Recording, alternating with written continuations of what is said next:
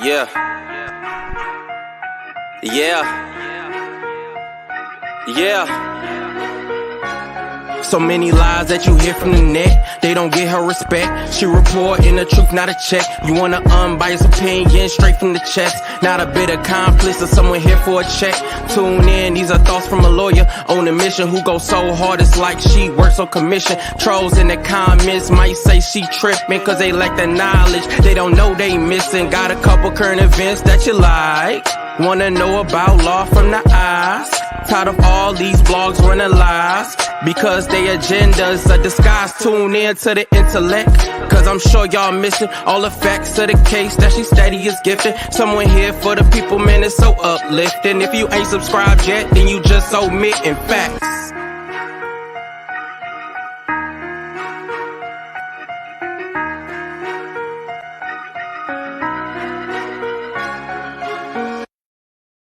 Hello, everyone. Happy Friday. It is DJ Esquire, also known as Your Law Intellect.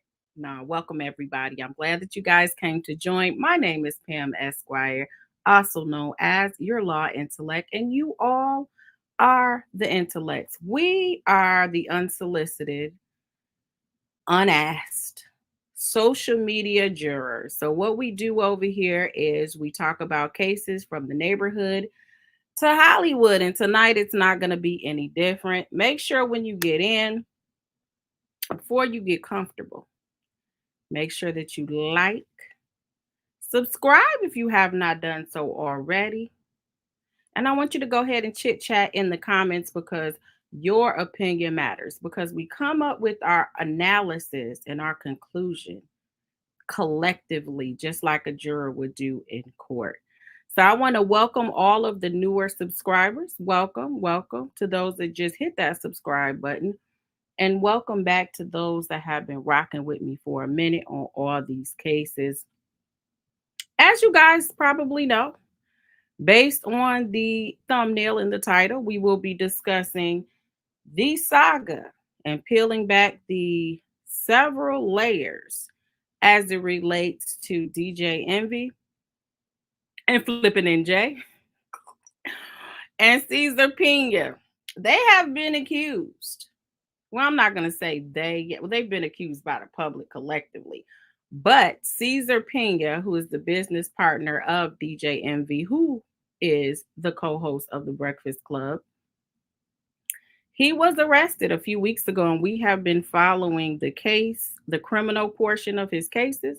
We have also been following the multiple civil cases that have been filed against Cesar Pina, and they've also have been cases that were filed against DJ Envy. Now, DJ Envy feels like he is getting a bad rap. He said he didn't take anybody's money. He said it wasn't me. He said it wasn't me. And on Tuesday, while we were doing our live, or sometimes in that area when we were doing our live, Cesar decided that it was a good idea to go on live and to talk, because he said people were in his ear saying, "Why haven't you said anything?" And so for some reason, he felt like he owed us meaning the public, an explanation.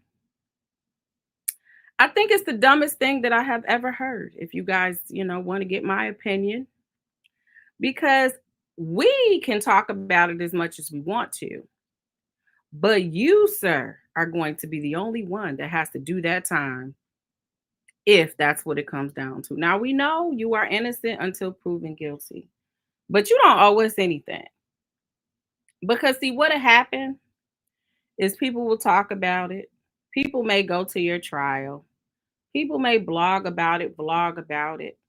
We may do little tweets, little posts, little stories on Instagram. But then if you end up being found guilty, you're going to walk to the back by yourself, just like this. And none of us are coming with you. It's just going to be you. So it really doesn't matter what we say. I really have come to the conclusion that a lot of people just need to represent themselves. Like, why even hire attorneys, pay good money just to go and try to elicit the opinion of the public and what they think about you, and then make it harder for you on your case? I think it's dumb. I think it's real dumb. So that's just my take. So I know a lot of you have seen the video. I'm going to play this video and I'm going to stop in between this video. So we're going to be here for a minute because some of the things that he said, the math is not mathing with a lot of these civil cases. And I'm going to go over one in particular, which contradicts some of the things that he's saying. And I get it. It sounds like to me he was trying to make sure he let everyone know that DJ Envy didn't have anything to do with it, and he wants people to get off of DJ Envy's back. Perhaps he thinks that'll make DJ Envy not say anything about him. But Cesar, it doesn't work that way. When folks decide that they want to save themselves, they're going to save themselves. They really don't. All of a sudden, your phone's not going to ring anymore. They're not going to answer your text because they're worried about them, their life, and their family. And you just need to face that. You need to face it. So I'm going to go through this video. And like I said, many of you have already watched it, but I'm sure you won't get this analysis that you're going to get over here. So while you guys are getting your drinks for the night, your snacks, we, the intellects, are going to review this video. And then we're going to also review a specific case that's very interesting out of one of the civil cases. And they had a filing they did yesterday, which I thought was interesting in that case. And additionally, the New York Post, DJ Envy, I don't know what you did to the New York Post, but they weren't very nice to you. They were not very nice to you in that article. I had to read it like 2 or 3 times. I'm like, what did he do to piss them people off? So we're going to go through that as well. So you guys just, hold tight. Yeah. Listen, it says you have the right to remain silent. Anything you say can and shall be used against you. It says you have a right to an attorney. And if you can't afford an attorney, one will be appointed to you. I think some people just think those are words for law and order. Those are words for television. But no, that is literally real life. Be quiet because you don't know what is going to be used against you. You really don't. But without further ado, let's get into this video real quick. Because I was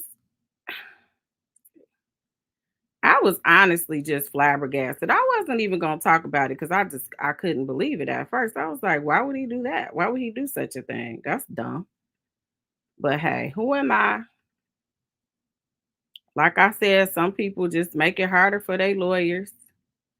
I think it's bold that they do it, but it is what it is. Let me see.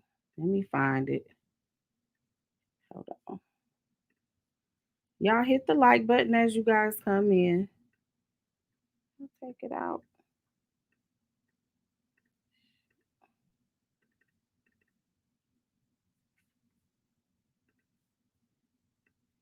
I gotta move this.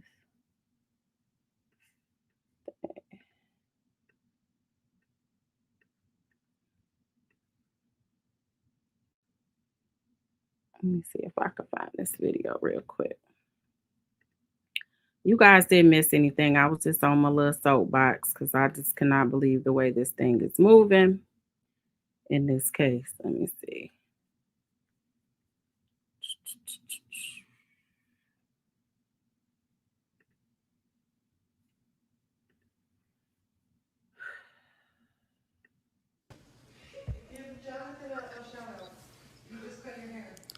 Shout out to John the barber, just cut my hair. Please leave my barber alone and stop threatening him. He's a good guy. Real estate Rico. That's lame. As fuck. Makes no sense. Right? The last couple months been a little crazy.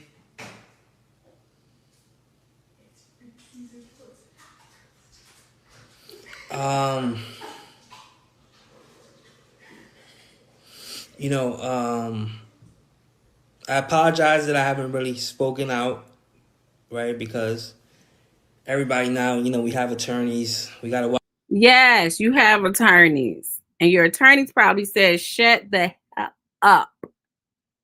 So why are you apologizing to the public? That's how you started your whole video wrong. Why are you apologizing to us? You owe us nothing.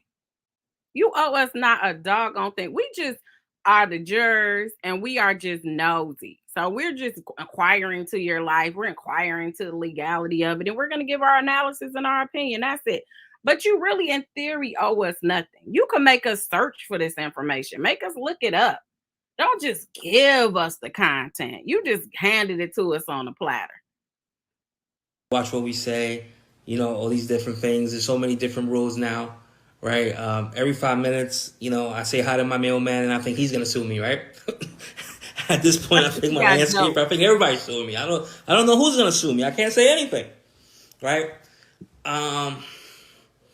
The one thing I am gonna say, you know, whenever you touch success, right, you get all these people that want to be around you, right? Everybody wants to be your friend.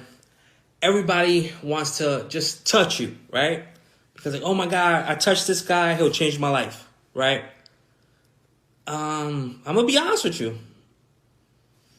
I'm successful, right? I was successful. Everybody wants to be my friend. Everybody wants to be around me. As soon as shit hits the fan, all these people that have profited from my success, which there's more people that profited from my success than the people that are suing me. But yeah, all these people that profited from my success, all the people that I have bailed out of jail, all the people that I have put cars in my name, apartments in my name, helped them with down payments for houses, helped them with this, helped them with when they can't pay their rent. Where are these people at? You know who he reminds me of? This was the same argument that Tory Lanez had for him to have his bail reduced. He talks about all the stuff he had done for people and that should be a reason to just negate any negativity or anything wrong that he allegedly had done. That all of the stuff, the good that he's done, should overshadow and outweigh any wrong that he has done. And by the way, if speaking of Tory Lanez, if you did not see on my community wall, he tried to get out on bail again, pending his appeal, and the court denied it. For those of you that really thought he was going to get out on bail with those type of charges and not being a United States citizen, being a Canadian citizen, you guys really were reaching really far through the trees. And I get it, you guys are fans, but it was denied. But let's get back to the business at hand here. We on Cesar right now. I don't see him, but yet I got all the haters, right? All the Tony Baloney fans. They're on my page. You're going to jail. Pay the people. But yet there's 2-3 sides to every story, right? I have 20 lawsuits. Out of those 20 lawsuits, a lot of those people I don't owe money to. Because everybody's suing me because they're like, oh my God, this guy's successful. I could sue him. I could sue him. I could sue him. Oh, I'm going to get this money, right? Then you have all these people being what's the word? Coerce? Whatever it is, whatever the word is, right? To sue people affiliated with me just because they're a bigger name, right? They're a bigger name than me. And that's the situation that breaks my heart the most, is how in all these lawsuits, these 20 lawsuits, DJ Envy was never in the room with me. DJ Envy has nothing to do with any of these 20 lawsuits of these people that are suing me. You guys are DJ Envy, he said, was never in the room with him. DJ Envy had nothing to do with any of these lawsuits. You guys put a pin in that. And it fucking sucks, bro. It pisses me off that all these people are bashing DJ Envy, Fun Master Flex, Rick Ross, every single person. Because what you people gotta understand is that DJ Envy is so successful in hip hop that, as far as a DJ, the people just don't like him. And even though I love DJ Envy, but 9 out of 10 people don't like him. I don't know why. You know what's that about? I don't know if DJ Envy's a bad tipper. I don't know what it is. Well, he is a bad tipper. I'm not gonna lie, he's a bad tipper. Sorry, Envy. But you know, you got this guy, Tony the Closer, making, talking like there's a narrative, right? And people don't see it. I talk shit about DJ Envy. I talk shit about Cesar. I'm selling my girl's ugly ass boots. I talk shit about DJ Envy. I talk shit about Cesar. I talk shit about Jenny Tips. I'm selling a real estate course. I talk shit about Cesar. I talk shit about DJ Envy. I'm selling an ugly ass t-shirt. And people don't see that, right? They're not seeing that. Then all these people with these lawsuits, they're all suing me, right? Again, before 2023, I had one lawsuit. Now I have 20 ever since this guy started bashing me. Jose the credit dude, the biggest piece of shit in the world, this guy's a fucking scumbag, goes on Tony's page in May, says, Cesar owes me $200,000. He didn't pay me. Yet, Jose the credit dude, I have the receipts that I paid you back in November, back in January. Now you go in May and you make up this lie. And you start this whole thing where now all these people are being affected, right? Because at the end of the day, it is what it is. If I owe somebody, I owe somebody. Nobody is here to lie or whatever. Did you just make an admission that if you owe somebody, you owe somebody?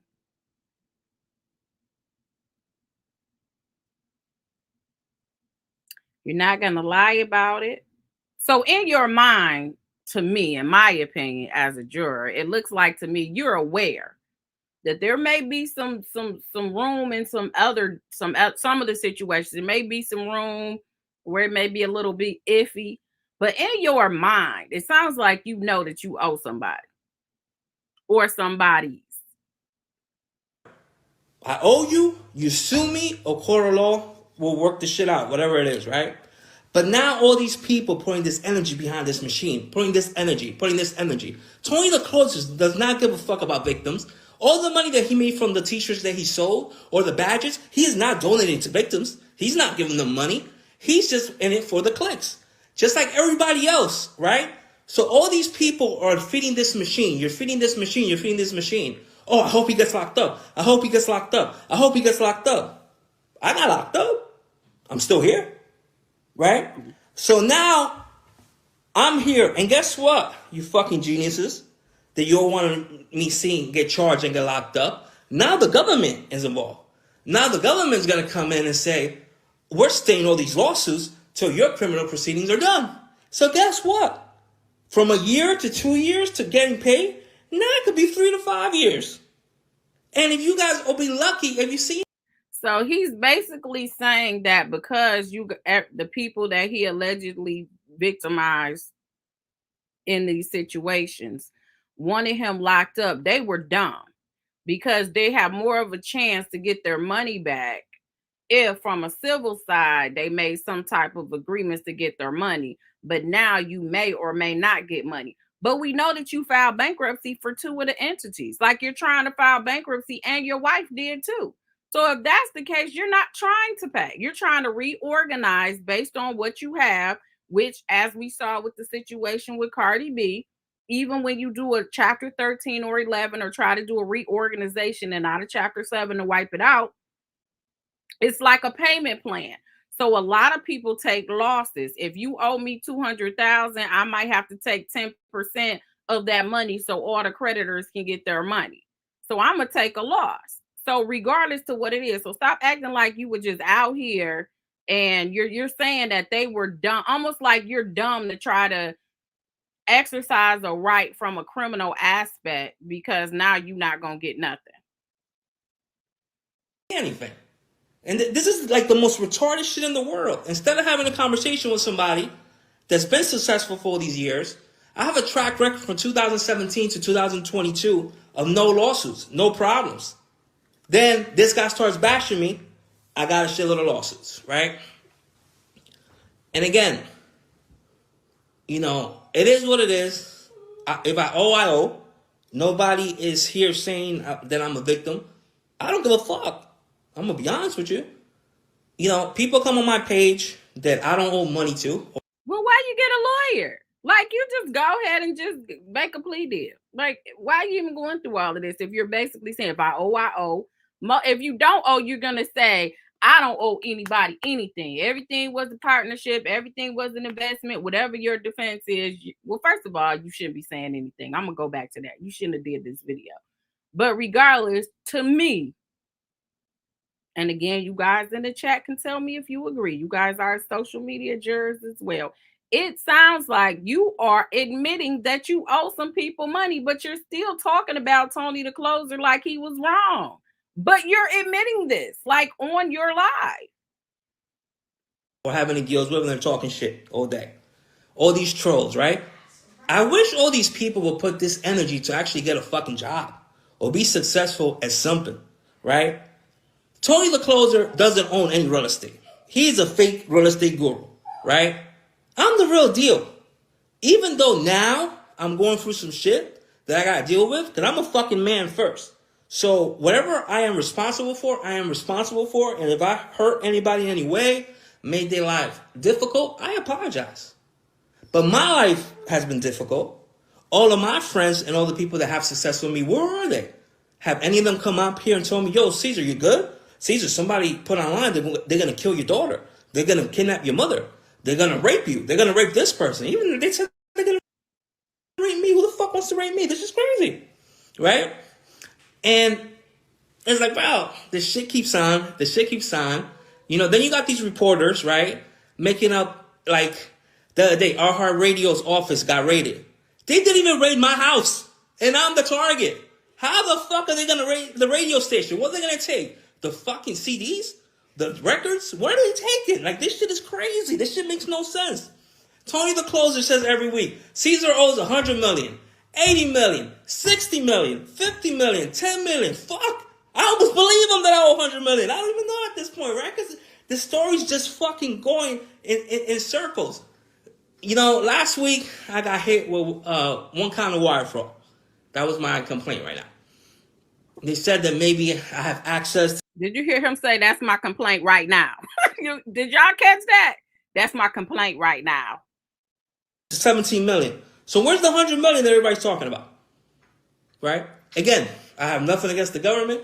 The government is doing their case. I understand it. This guy has created this frenzy where hundreds of people or 500 people are calling every single fucking day to see this shit on social media saying that I'm defrauding people and I owe people money. But I don't know these people.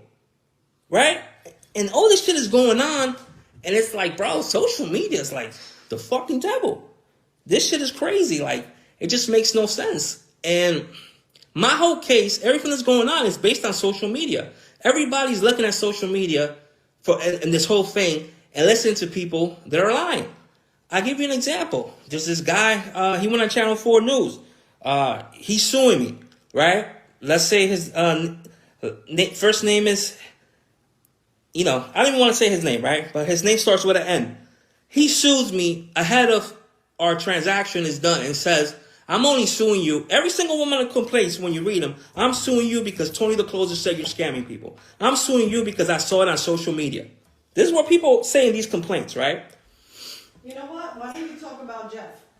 Yeah, but hold on. So this guy, letter N, sues me before his... Yeah, you got people rooting you on to talk on this live. You got people that's saying, this is a good idea, honey. Go ahead and just talk. His deal's done. He goes on News 4 the other day, and I text him back, which I have the receipts, and people are going to see that. Bro, DJ Envy was never in the room with you. Jennifer, my wife, was never in the room with you. My brother wasn't in the room with you. Why are you... Okay, so he keeps saying DJ Envy was never in the room with him. His wife was never in the room with him. We're gonna get right back to you in 1 second. Hold on, Cesar. Hold on 1 second. Hold on. So, as he mentioned, there has been a lot of complaints that have been filed. One of the complaints that was filed, as you guys see on this here screen, is by Anthony Barone and Anthony Martini. They have sued Cesar Pina, They sued his wife, Jennifer. They sued Taylor Court Apartment LLC because that's the name of the entity I guess they made the deal with. Flip the Dial. We're going to learn about that in a few minutes. Rashawn Casey, aka DJ Envy, Jane and John Doe's 1 through 10. And they did a verified complaint, which means that these two plaintiffs basically did this complaint under oath that everything was true and accurate. So we're not going to go, you guys see all the parties. We're not going to go through, let's just get right to the facts, okay? It has in 2018, Barone heard DJ Envy on Power 105.1 talking about his successful real estate investments and partnerships with the Pinas to buy undervalued homes in Patterson, renovate them, and flip them for sale or rent them for positive cash flow on a short-term investment. DJ Envy also promoted his investment with the Pinas on his Instagram account, and it has the Instagram link. In 2019, Cesar, Jennifer, and DJ Envy hosted seminars to promote themselves and their real estate investment strategies. Beginning in late 2019, Cesar, Jennifer, and DJ Envy specifically promoted the opportunity separately.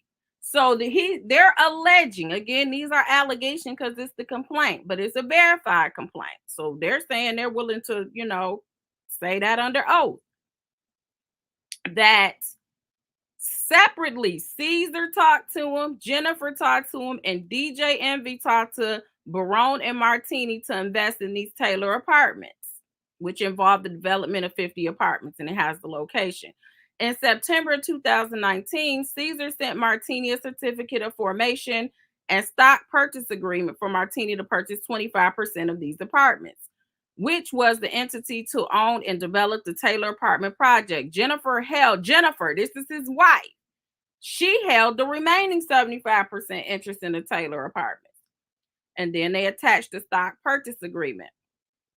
The Pinas represented that the Taylor apartment project was already funded with $2.5 million investment from Jennifer. Okay, like, how's your wife never in the room for anything, but her name is all up in these deals? And she's the one that did the doggone bankruptcies. And a $3.5 million construction loan, which would cover the anticipated $5.6 million construction costs. Martini's investment would be used to cover any costs, overruns, and operating costs until the units were rented or sold. In late 2019, this is according to Barone, he had lunch with DJ Envy, Flippin' NJ, and others at the Hunt and Fish Club in New York City to discuss possible real estate investments. Well, what room were you talking about? Because it sounds like, I guess it's room for interpretation. If you're there discussing in a room to get somebody to invest, wouldn't they be in the room? So then he goes on to say, one of the opportunities promoted, let me go back. During the lunch, Cesar and DJ Envy presented Barone with various investment opportunities that they were working on together. One of the opportunities promoted by DJ Envy and Cesar to Barone was the Taylor apartment project. Based on that conversation and what he had previously heard from DJ Envy on his show on Power 105.1, Barone was interested in potentially investing with them and agreed to continue discussing possible investment. On December 2nd, 2019, Cesar confirmed the terms of the Taylor apartment project, including that the purchase price for the vacant property was $500,000. And that the value of the project, along with township approval, was already $1.5 million. And then they attached the copy of the email. Cesar represented to Barone that annual rental income would exceed $1 million. So he tells him, you're going to make $1 million when you go on with us on this property. Cesar simultaneously promoted 2 other similar real estate investment opportunities with the redevelopment of 2 school properties each with projected annual rental incomes in excess of $1 million. Cesar shared that information to convince Barone that he had the ability to develop larger projects and was capable of doing more than just renovating single family homes to be flipped. So he said, listen, these single family homes, that's small potatoes. I have larger investments that I want you to commercial, that I want you to be involved in. In response to requests with Martini in January 2020, Cesar sent Martini the plans for the Taylor apartment project, planning board resolution, and amended corporate transaction documents reflecting his investment. To further entice Barone to invest in DJ Envy's and Pina's projects, the Pinas invited Barone and others on the tour of the projects in Patterson. That's probably the video you guys were seeing where DJ Envy was talking about the different rooms and expansions. You guys have probably seen the tour that's been going around the internet. In early 2020, the Pinas and DJ Envy spent approximately four hours giving Barone, his friend Eaton Sugarman, DJ Clue, and Gary V, who purports to be a venture capitalist, a tour of all their investment properties in Patterson. After the tour, Cesar offered Barone the opportunity to invest in the Taylor apartment projects. Cesar represented to Barone that construction of the project will be completed in early 2021. Cesar initially requested $1 million, but Barone was like, yeah, no, that's too much, but I'm going to give you $500,000 for a 12.5% interest. According to the Pinas, the $7 million in then existing assets and Barone's $500K investment were more than sufficient to cover all of the costs to complete construction of the apartment project and fund the operating costs until all the units could be sold or rented.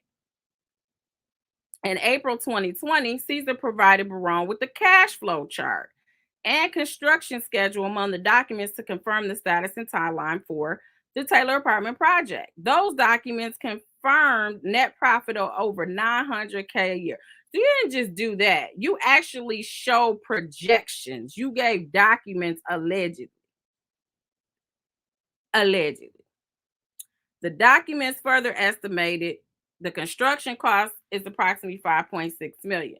Notably, the cost for the foundation was estimated to be $650K. On May 6, 2020, Jennifer and Barone, so Jennifer is his wife, and Barone executed an operator agreement for the Taylor Court Apartments. And it actually is an agreement that is attached that has Jennifer's signature on it, along with these other individuals. And it's attached.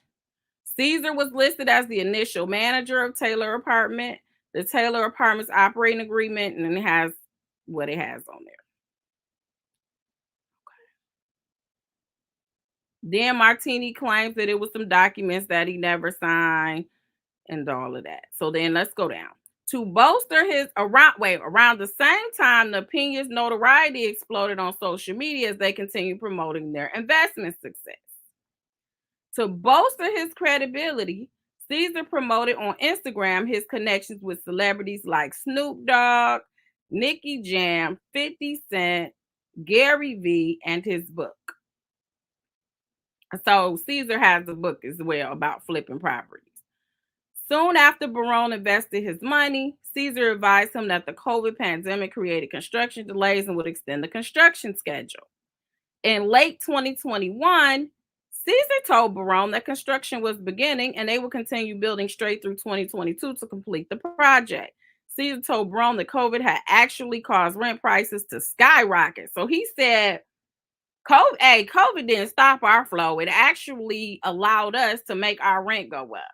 Folks couldn't even pay no rent. They had to get programs because people weren't able to work.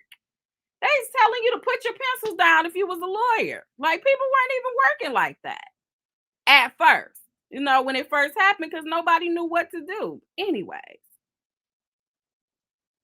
Cesar made similar representations in response to requests from Martini regarding the status of construction. November 2021, he told Martini that everything is moving, guys, and they're nonstop every day working on construction. In late December 2021, Cesar told Martini that everything is moving, finishing plumbing, foundation done. In reality, no construction was done during 2020 and most of 2021. In early 2022, Cesar repeatedly advised Barone that construction was underway. In February 2022, Cesar repeated the same story to Martini that construction was on the way. More excuses ensued. During the summer of 2022, Cesar represented to Barone that construction on the project was moving along nicely and will be completed by the end of the year or by January 2023 at the latest.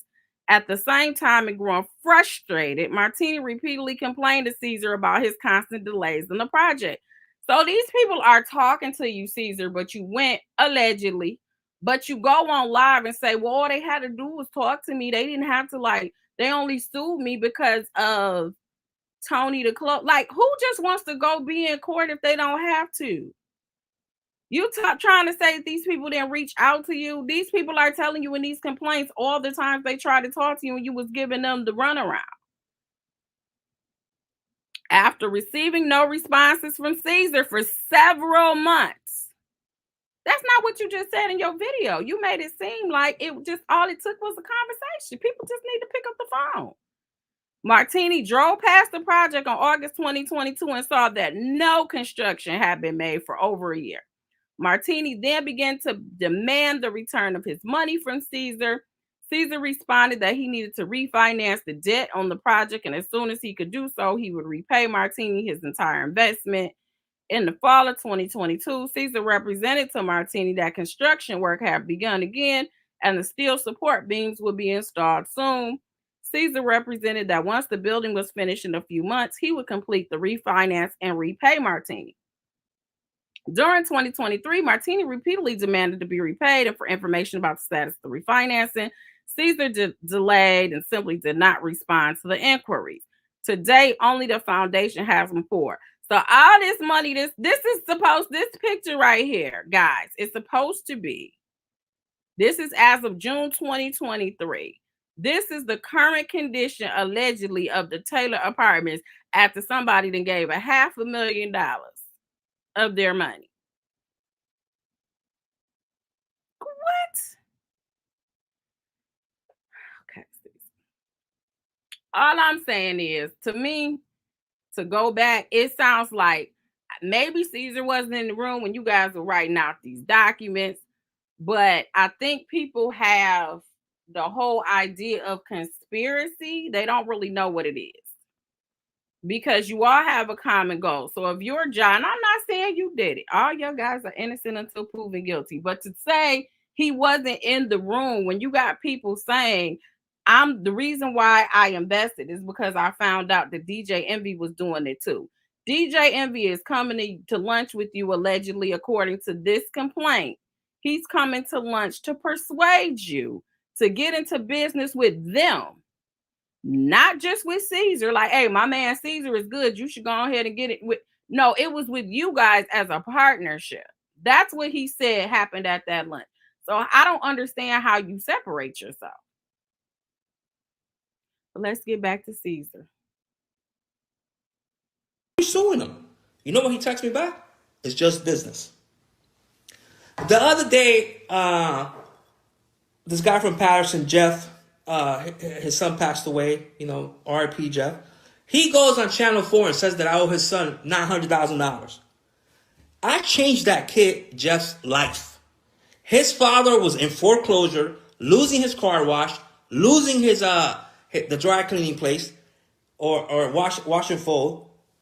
I changed Jeff's life when he met me. And people in Patterson know this. And I have the receipts and I have the text messages. I helped him save his car wash. I helped him I even paid for his property taxes. The first house that he bought, I gave him the down fucking payment. And I have the receipts. And these people are talking about me. They're all talking, making up these stories. Bro, I have a text message from you. When your son passed away, you text me and said, if there's any money left, it goes to me. Don't give it to his daughter. Don't give it to his mother. Bro, I have the fucking message. I have so many receipts on all these transactions and all these things, but people are still making up lies, and this thing is out of control. Again, DJ Envy has never been in the room with me in any of these transactions for these 20 lawsuits. My wife was never in the room with me. My brother was never in the room with me. All of this falls on me. I'm a man and it falls on my shoulders, nobody else. You could talk shit on this live, don't matter. You could talk shit on my page, don't matter. It doesn't bother me. None of it bothers me. I'm not affected by it, right? And like I said, any person that... I also apologize to the people that's still in my corner, right? But I'm at the point now that I can't communicate with anybody because now everybody's a potential co-conspirator. Everybody is a witness. Everybody is a victim, right? It's not... Nobody's an investor anymore. Anybody's a victim. I invested in this company, Vision Bio. I invested $200,000, right? To give you an example, I invested in this company $200,000. It was supposed to go public. It hasn't gone public in 3 years. Now, am I going to say I'm a victim of this company because the company didn't go public? Everybody's a victim. You know, and even, you know, I understand DJ Envy's attorney, his defense that DJ Envy is a victim. That's the dumbest shit I've ever heard in my life. So his attorney said DJ. So people was in the chat. I saw maybe DJ Envy is a victim too. Well, he just said that's the dumbest ish she's ever heard. He's not a victim. And in his mind, his rationale is because they went into a partnership together. So you're not a victim. So what does that make you? A part of the entire situation? If you're not a victim, you started out saying he wasn't in the room. Now we know he was in some rooms. He was even, and he was outside giving tours too. So maybe not necessarily in the room, but outside giving tours. He was on the Breakfast Club helping to promote you. That was a room. Sounds like the restaurant for lunch might have been a room. But I guess that goes for interpretation. Maybe he's saying he wasn't there when these deals were signed, and that's what he means. But regardless, I'm just showing you how that can be interpreted, especially by what these individuals are going to testify. If this is a verified complaint, this is probably what these people are going to testify to. But again, Cesar he talked about DJ Envy. He wasn't in the room. Y'all leave him alone. But then you turn around and say he claims he's a victim. That's the dumbest I ever heard. You was just sticking up for him in the beginning. Me and him were partners in the real estate seminars. We were partners in a couple real estate transactions. That's it. He's not a victim. He was my partner. He was an investor. Anthony Martini, this guy, Anthony Barone. We did a real estate transaction together. They're my partners. They own part of the property. But everybody's a victim. Now that's the lawsuit we're talking about. He's saying that Barone and Martini, that's the lawsuit we're talking about. He's saying they are his partners. So his argument is, I gave you an opportunity. This is a joint venture. You gave your money. My wife gave this money. As you seen, that's what they told him, that the wife was given $2 million and he was given $500,000. And I guess I don't know what the other person was given because I was skipping through the complaint. But he's saying this makes this a business venture. And when you do that, that means that you may take a loss. You may take a loss. Any investment that you get into, you don't know if you're going to get a return. That's pretty much what his argument is. The issue with that is, I'm pretty sure they have emails where you're telling them it's almost complete. The plumbing is going up. The beams are going up, which means if their money is gone, what did you do with their money? If we don't have anything but this picture of this foundation, where did my money go?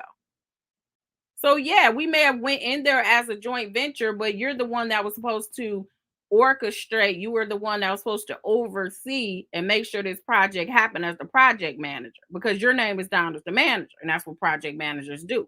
So how were you overseeing it when my $500,000 and all I can do? You guys saw it look like a basketball court.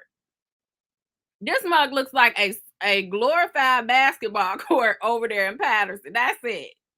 The picture they just showed from June of 2023 when he went over there, It is a slab of concrete. Looks like all they got to do is put about 6 hoops out there, and then they can go ahead and let the kids from the neighborhood play basketball on that area, because that's what it looks like. Everybody's a victim. Nobody's an investor anymore. Nobody. So it is what it is. Bro, and you people gotta understand, because there's so many fucking retards out there. I've been doing this for 17, 18 years, right?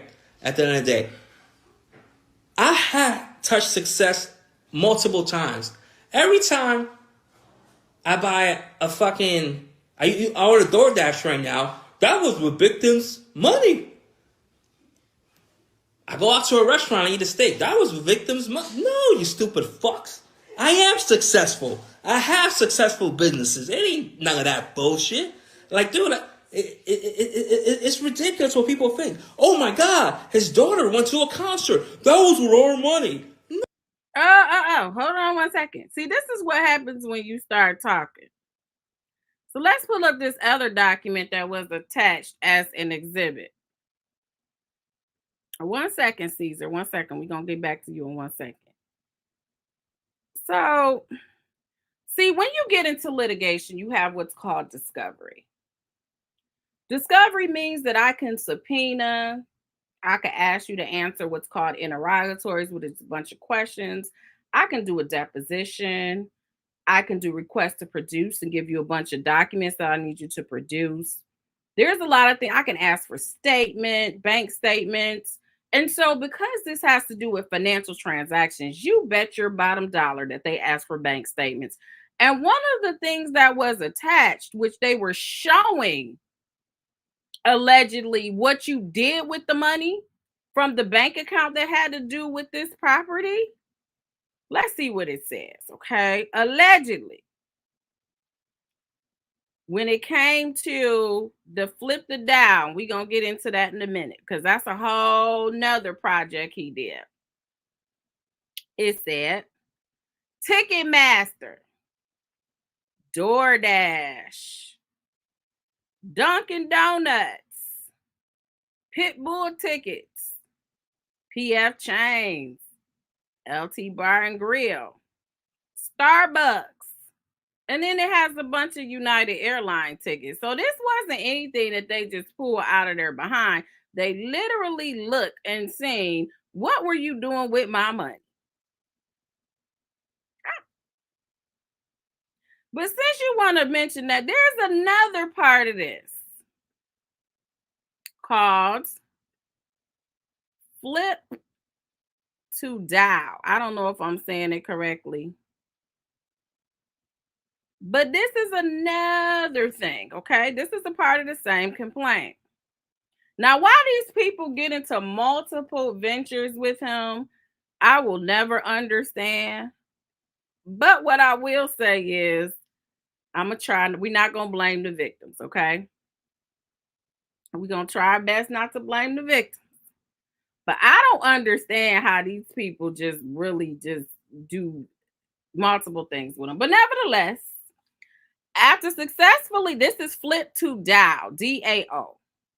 After successfully procuring plaintiff's investments in the Taylor Apartments project, Cesar, or Flippin' NJ, began pitching a new investment opportunity to the plaintiffs. In early 2022, Cesar told Barone about an idea he had to allow people to use crypto and or credit cards to own fractional shares in a building for as low as $100. So now you're getting into security.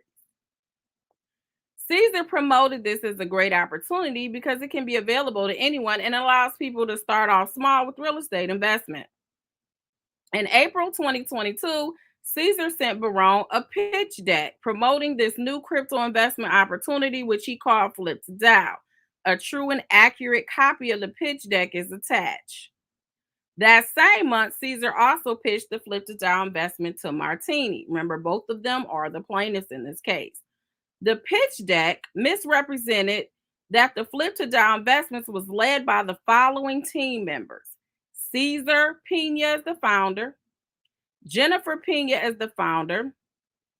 Johnny Marines is a co-founder, fund manager. DJ Envy as a co-founder, Stephen C. Terrell, Morgan Lewis General Counsel, Margus Asante, Managing Partner, and Armando Juan Pantoja, Software Engineer. Now, this is the document. This is how he was promoting this. Which it does turn out that a lot of these people didn't even know that he was using their names, which is crazy to me. But this is a part of the pitch that he had, the pitch that he gave about this flip to Dow. So basically, everyone, if you don't have $1 million to invest, if you don't have $2 million to invest, you can just invest fractional shares. And they have, you see, Cesar Pina is the founder. They got Jennifer Pina is the founder. They got Rashawn Casey, DJ Envy as the co-founder. Stephen C. Terrell as the general counsel. And they have a Margus Asante as well. Now, again, the reason why they say that they misrepresented, because I think during discovery, as they were learning what was going on, they contacted some of these people. This attorney, I guess, allegedly said he don't even know what they're talking about. I think DJ Envy said he wasn't a co-founder, so it seems like this was inaccurate, but this is a part of the pitch that he gave for people to invest in this flip to Dow.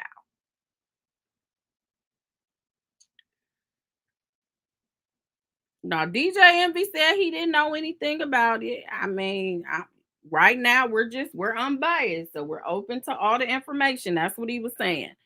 And I know there was an attachment to show that I can't remember.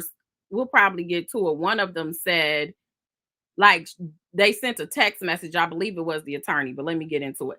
In response to questions from Barone, Cesar misrepresented that attorney Stephen Terrell was a part of the team precisely to ensure that Flip to Dial complied with all SEC requirements and all other laws related to fractional investment. And that's what I was saying. Now you're getting into SEC laws talking about fractional shares and investments and all of that. Cesar represented to Barone that Jose Rodriguez, aka the credit dude, had already invested in the Flip to Dial investment. Now that's who he was talking about in his when he decided to break his silence the other day. Cesar represented to Barone that he and DJ Envy were giving away a house in Patterson with the opportunity to win with the opportunity to win open to members of the Flip to Dial investment only to induce and accelerate investment. So he said, so basically Cesar told Barone that DJ Envy and himself, we don't know if it's true, if that's what was said, was going to give away a free house. At Cesar's suggestion, Barone watched the promotional video, DJ Envy and Cesar promoting the opportunity to invest in Flip to Dial and to win the house. So apparently there was a video of which they did, and we've seen a lot of videos where it seemed like Cesar and DJ Envy were joined at the hip. And apparently DJ Envy was also promoting this Flip to Dial. Cesar later posted a photo on Instagram announcing that Nadine Barker, a woman in her 70s and a first-time real estate investor, was the winner of the Flip to Dial house giveaway. So they give the link to the Instagram. Cesar promised Barone returns for the Flip to Dial investment would be between 3 and 6 times his investment within a year. On May 31st, 2022, Cesar misrepresented to Barone that 1,500 people had already invested in Flip to Dial investment. He attached a text message sent.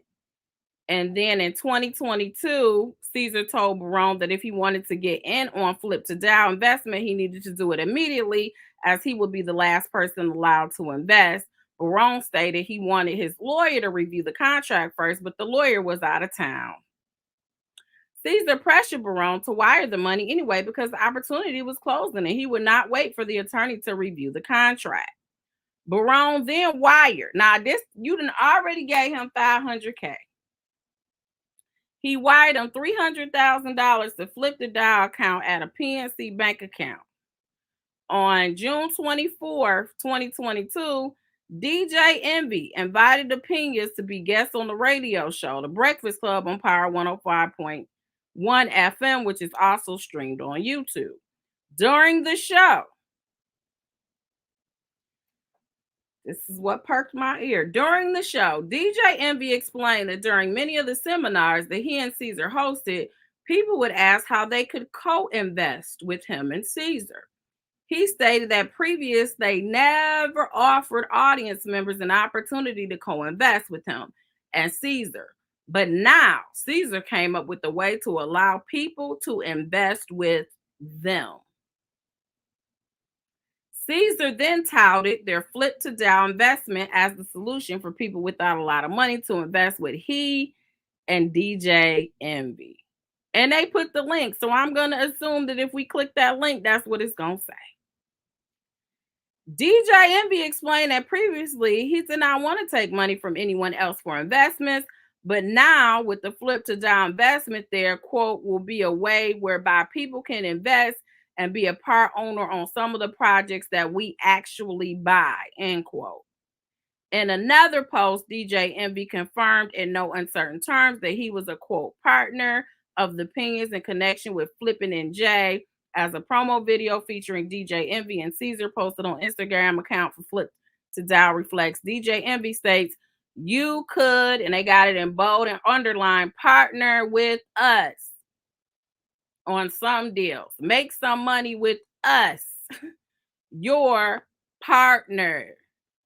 And the lawyer did that in bold to make sure that it was emphasized that that's what was being said. I guess they're explaining why they added DJ Envy on this here lawsuit. In September 2022, in response to Baron's question about the investors in Flip to Dow investment, Cesar represented that he, Jennifer, and DJ Envy were the majority owners. On December 21st, 2022, an operating agreement was exercised by Cesar, Jennifer, and Baron. See, a lot of these operating agreements don't seem like they have DJ Envy on them. But if he's making these comments or statements that DJ Envy is a part of this publicly, why wouldn't he have come out and just said, I'm not a part of that. I don't have nothing to do with that. I don't even know what they're talking about. What the heck is Flip to Dow? I ain't got nothing to do with it. But it sounds like he was actually promoting, and it was giving the look of that he was an investor and he was a part of it, and he gave the credibility to it. Because, like he said, nobody even knew Cesar. So why would you be investing with him? So then they have the operating agreement attached and all of that good stuff. So now we get into Tony the closer, right? So this lawsuit actually does have Tony the closer. Dang minute, because I was looking for that as well.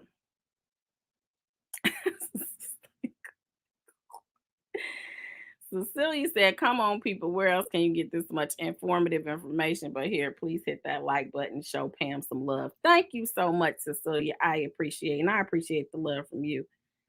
Miss Bynum said, I'm watching American Greed right now, and this sounds just like one of the episodes. Man, this is so unfortunate for the investors. Yeah, absolutely. Yep, us partners. Flipping in Jay. He's like, I could see him. He probably came in like, hey, everybody, I'm DJ Envy. It's like, Flipping in Jay. And they were like, sold. He was like, man, you guys got to come here and invest. Many of you guys have been asking how you guys can invest with us. Me and my partner here, Cesar. All you got to do is go ahead and click on that link and go ahead and register for our upcoming seminar. I promise you it's going to help you with generational wealth. You know, thank you so much. I'm just making that up, though, so don't be coming for me, okay? DJ Envy, I'm just saying. Okay, so let's go to the fraud is discovered. You know what? Let's wait. Let's go back to this video. Let's go back to the video. This is a bad Tubi movie. Hey, make it make sense. Thank you so much for the super chat. I appreciate it. Okay, let's get back to the video.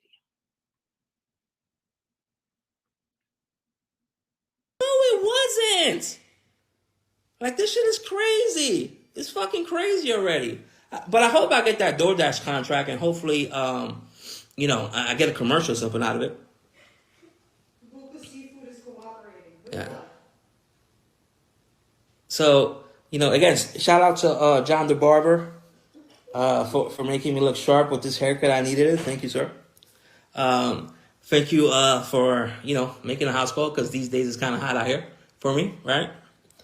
The whole time that all of this has been going on since I got charged, I've been in the same house. I've been in New Jersey. I've been in the same place. I haven't been running from anybody. Like, and this thing has like taken off, at this point. Did you hear him? He's been in the same place. He's been in New Jersey. He hasn't been anywhere. But see, we read a document the other day where that's not what you said. When you did your brief in support to set a default aside on another lawsuit that we went over the other day, this is what you had said. This is why I said you just need to. This is why I said I keep reminding you, you have the right to remain silent. Anything you say can and will be used against you in the court of law. You have the right to an attorney. It's not just a cliche, because trust and believe every single attorney is good. They got their secretaries, paralegals, everybody. Every time you look like they following you on Instagram, Facebook, Twitter, every time you look like you want to say something, they sitting back to see what you were about to say. So this is a part of the brief that I read the other day when he was lying. Cesar was lying, talking about his case got dismissed, and it was really just a default judgment was getting set aside. So this was the brief why they wanted to set aside. So one of the arguments he made was because he never got served process, that's why this default should be set aside. So let's go over here. Let's start with also, and this is page 3 of the brief for citation purposes. It has also the time leading up to the default judgment. My client was receiving death threats and threats of death, rape, and kidnapping to his family. These threats continue. He has been displaced from his home due to the same and has obtained criminal warrants against at least 4 people relating to such threats. So either you were home the whole time and people could have came to you and they could have talked to you about it because you ain't went nowhere, or you weren't. But you can't have both, because in this brief, your argument was that you were. Mim said, who's surprised he want to promote DoorDash? Seems right up his alley, all the food you can eat without leaving the house or having to move. Well, that's what they're saying, Mims, that he spent their investment money on. So he was making a joke that people were saying you spent it on DoorDash. But we actually did show the bank statement from the flip to Dow, because it was a bank account. And those things were being, unless they were business meetings, perhaps they were business meetings because those are tax deductible, but there were a bunch of airline. The argument is you use my money just to live your regular life. That's the argument, because you got airline tickets, you have restaurants, you have tickets to go see Pitbull, you got all these other people. So let's go. I'm Cesar Madoff now, right? And it's crazy. But again, I just wanted you guys to hear from me. I'm here. I'm here to face what I need to face. I'm here to face my demons. I'm here to face whatever it is. If anybody wants to book a one-on-one, let me know. No, I'm just fucking with you. Oh, that was funny. Yeah, he said, if anybody wants to book a one-on-one, let me know. And you sitting up here arrested and got 20 lawsuits. And that was the joke you came up with. That was the joke you came up with.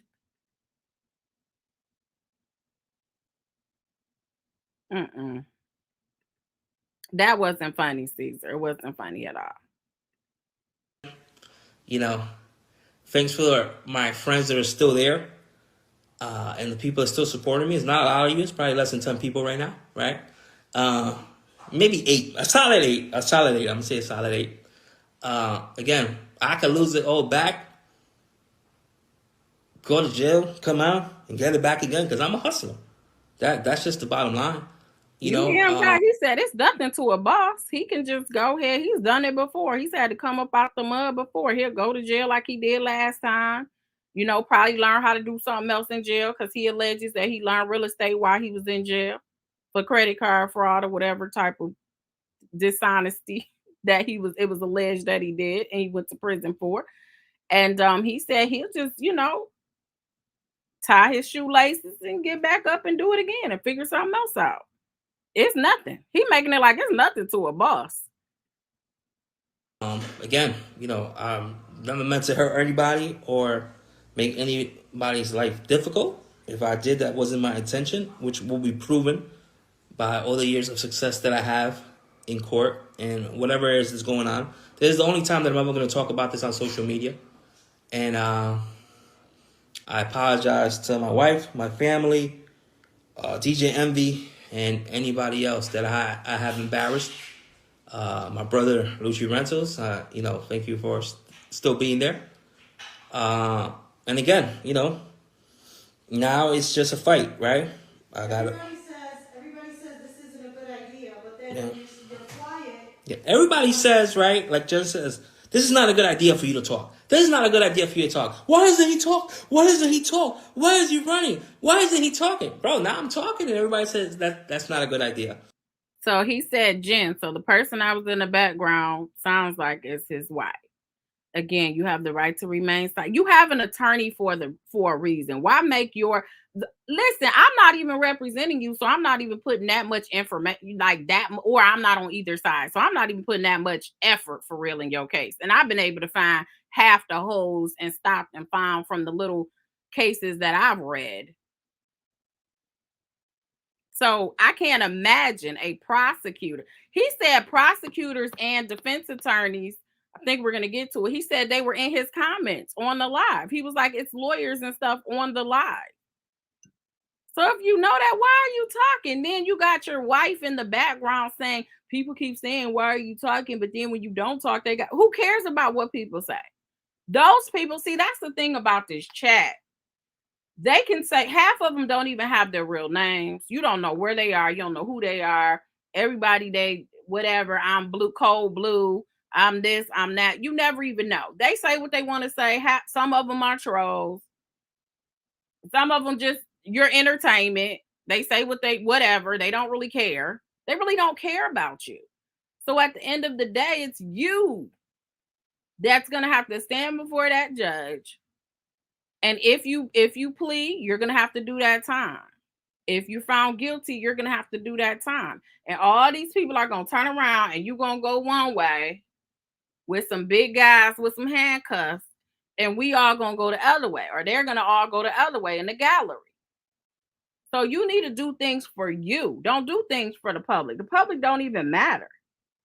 Whatever decision you make, it should be because you got to face some consequences. I can't go for you. Alice can't go for you. Shelby can't go for you. Ray can't go for you. Nobody can go for you. I'm trying to help. I'm trying to help you out here because I hate to see it. And it's just a social media phenomenon, y'all. I say it all the time. I'm like, why do people feel the urge to litigate? And I get it is hard when people are saying things about you that it's not true. But if these people ain't paying your bills, it's not affecting your money. The people who really love you in your circle, they know what's up. Then why do you feel the need to be validated with strangers? That's the thing about social media. Everybody has to be validated by strangers. But they said I was ugly. Okay, well, let me go get a facelift and go get all of this stuff and do this stuff to my body because some stranger said that I was ugly. Like, what? I don't get it. At the end of the day, I know what I can say and what I can't say, and I haven't said anything on this live that I couldn't say, right? Whatever I said is public record. So you guys can look it up for yourselves. I'm not incriminating myself in any way.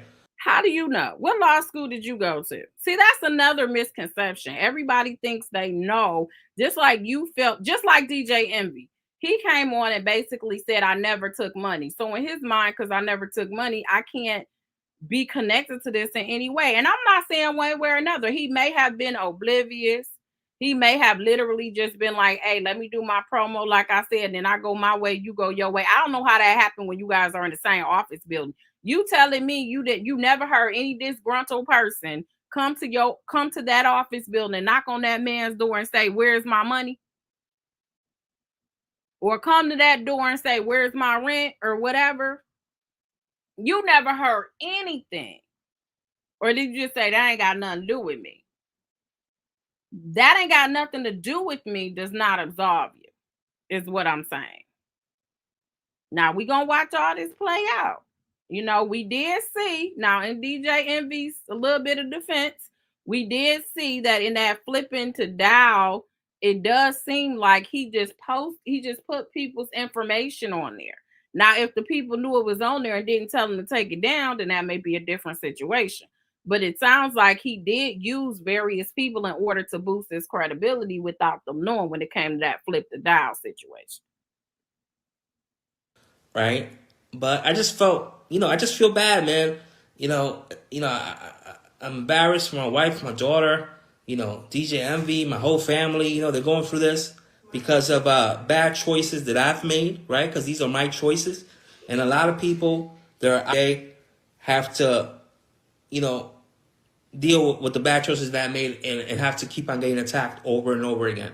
You got to keep on getting attacked, and I can't protect them, right? I can't protect anybody because you're not going to win against the internet. You're not going to win against social media. Social media is like when a guy calls you over and says, I want to fight you. You go outside, you want to fight him, and instead of one guy, there's 100 guys, right? Now there's Thank you so much, St. James. This would be a great time if you guys would like to donate. That is the information. Of course, it is not mandatory, but it is definitely appreciated when you do so. If you guys are liking the content on this here Friday, be sure to hit that Cash App. What else do we have, St. James? Oh, we have the super chat. We have the super sticker. And thank you.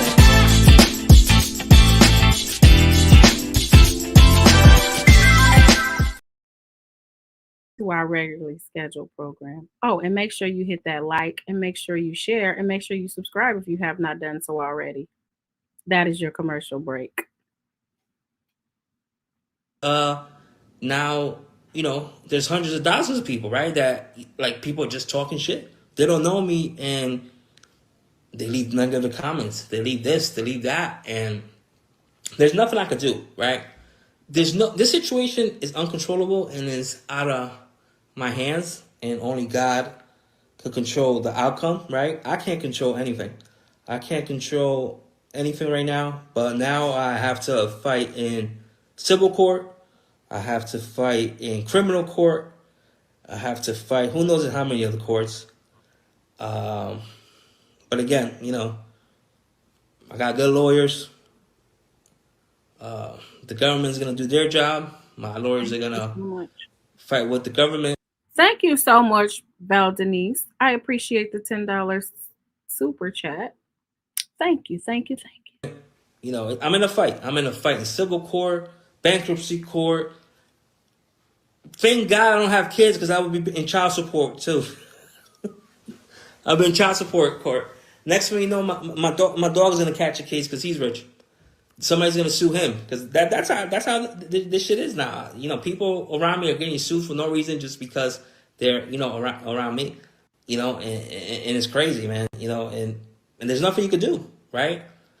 All I'm gonna tell all these influencers that are out there, anybody on social media, whenever you buy anything, right? We have this problem that we want people to see. You want people to see your success. You want people to see what you're doing every day. You want people to see this, see that. Nothing you could do. People are watching. Everybody's watching. Everybody's counting receipts of what you're doing. Do not show what you're doing. Thank you so much, St. James, for the super chat. I appreciate it. Because I'm a product of that. lifestyle. So if you go buy something tomorrow, if you go out to dinner, stop posting that shit. Because people are looking at what you're doing and it's crazy. I'm not crying. I'm not asking for pity. You can go fuck yourself. You know, if you're out here to whatever, putting clown faces or whatever, I don't care. He was so hostile. You guys hear that? He was just like, what are you so hostile for?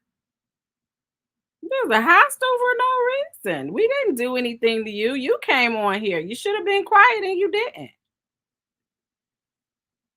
I am still gonna sleep fine tonight. I'm still gonna be in a multi-million dollar home. I'm still Oh, good. oh. You know, but are you? Everybody making a negative. Oh, you in a multi-million-dollar home and these people up here crying because you allegedly got their money, got them for their money. That is bold of you to brag about, sir. Comment right now. Are you good? When I go to jail and I come back out and I flip this shit again 3 times, what are you gonna be doing? Are you still gonna be on my post saying negative stuff? Well, anybody's negative comment doesn't affect anybody, doesn't solve the situation, and it's not gonna help anybody. So being negative doesn't do anything. It's just, it is what it is. You're negative, you're negative. You know what I mean? And it's okay. I understand that you hate your life. You're miserable. It's okay. You know? It is what it is. But, again, sorry. You know, this is my last time that I'm ever going to talk about something like this. If I do use my page moving forward. Oh, you've said enough, sir. You've definitely said enough. Yardley said, I live in Patterson, New Jersey, near one of the victims, Jeff Robinson, who passed away 6 months ago. I always support his dad. His dad's car wash. I'm pulling for his father. He gets his son's money back for his grandkids. Well, he talked about him earlier, Yardley. I don't know if you heard it, but at the beginning of the video, he actually talked about him and said how much he had done for the father.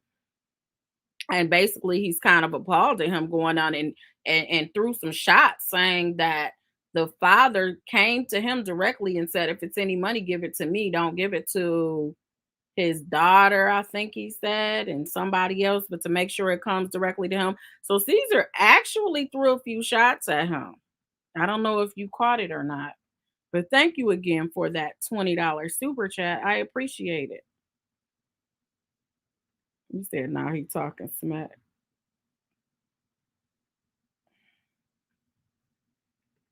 Is going to be.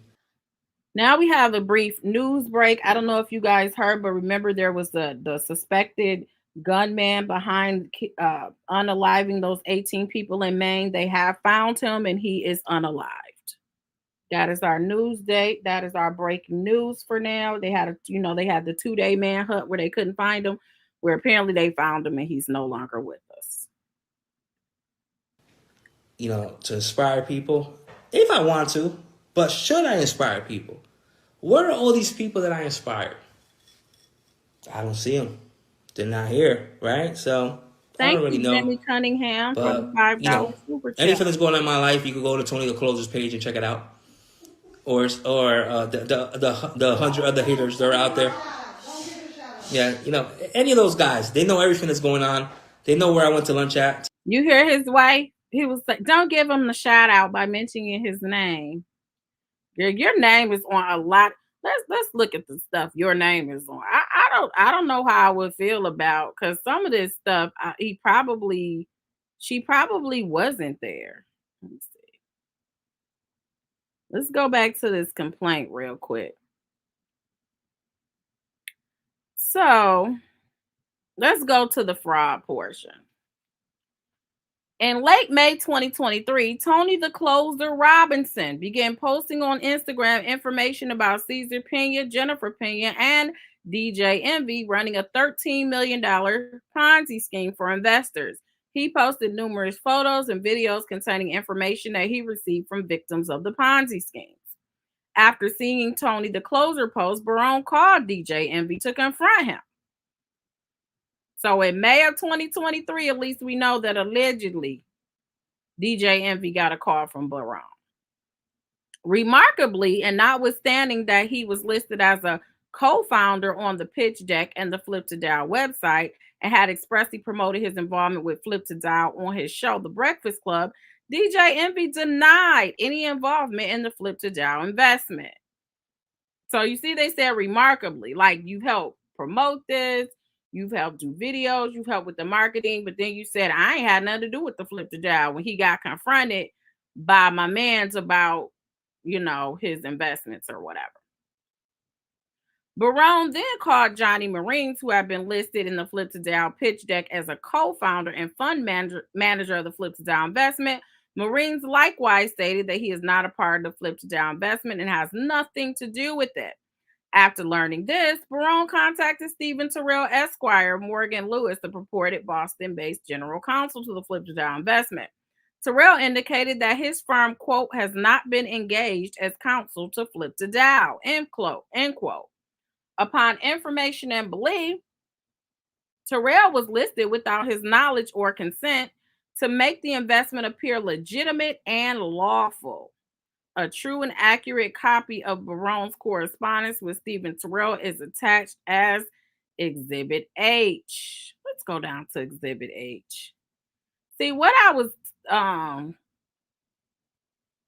I was mentioning is, and they had a lot of pages on here. They had a lot of, see, this is their verification that everything is true. So when you look, like, for instance, the stock purchase agreement for the Taylor Court Apartments, if you look at the signature page here, it has Jennifer Pina, and it has by her attorney in fact, Cesar Pina. So he was acting as her attorney in fact. So he was able to make decisions on her behalf. Then you had, let's get down to Exhibit 8 so we can get to this text message. See, this is the proposed plans for the housing. So he gave them, this is their proposed hand. Look, they got blueprints and everything. Got the place for the cars and everything. There's a parking structure.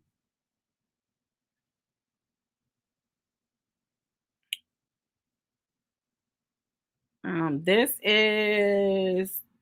is the operating agreement. Let's see whose signatures are on the operating agreement.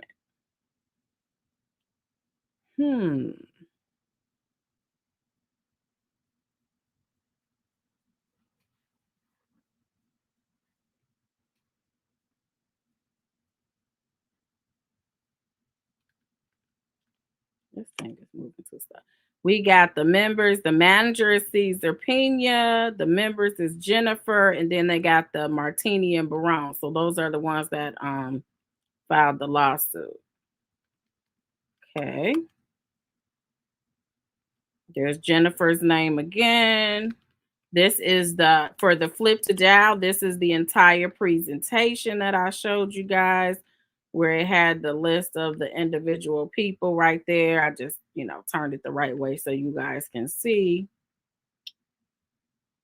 This is him saying he signed up 1,500 people for the Flip to Dial. This is the operating agreement for the Flip to Dial. Who signed that? Jennifer and Cesar. Oh, this is the text message where they screenshot what I showed you guys of who the members was, and it has Flip to Dial Armando. Are you involved here? I have the full deck where you are listed. He said, no, I am not. I pulled out very early because of inconsistencies. So Armando got up out of Dodge. He was like, something ain't sounding right. The milk ain't smelling right. He said, I didn't even know I was on the deck. Wow. So he didn't even know his face was on here. Yep, thanks for the update. It does not surprise me.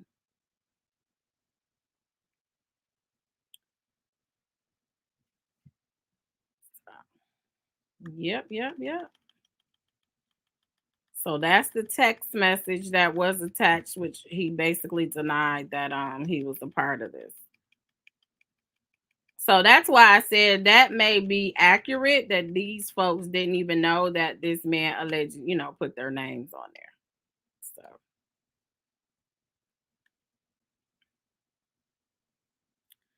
So let's go back to here. So Barone also contacted, that's what we just talked to, Juan about Armando Juan Pantoja. Okay. A true and accurate. Okay. On May 30th, 2023, Tony the Closer removed all his social media posts relating to the Ponzi scheme purportedly run by the Pinas.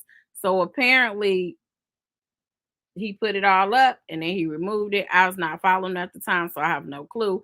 It has on May 31st, 2023, he created a new post, he being Tony the Closer, stating in part, quote, "You can lose your life over this exposing ish." So I'm going to assume that he must have gotten some type of backlash for when he first started trying to, started exposing and stuff.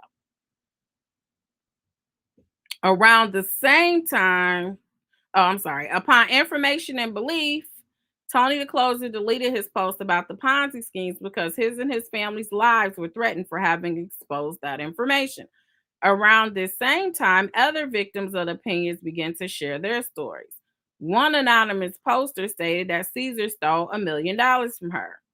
Jose, the credit dude Rodriguez, posted that he invested $150K and flipped a Dow based on false statements by Cesar and only received the return of his initial investment after threatening to publicly expose Cesar's fraud.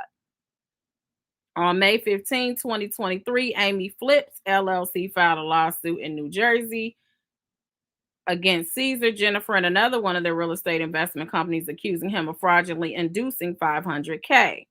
On May 31st, 2023, Barone and Pina spoke. So sounds like Barone talked to him. Cesar accused Tony the Closer of lying.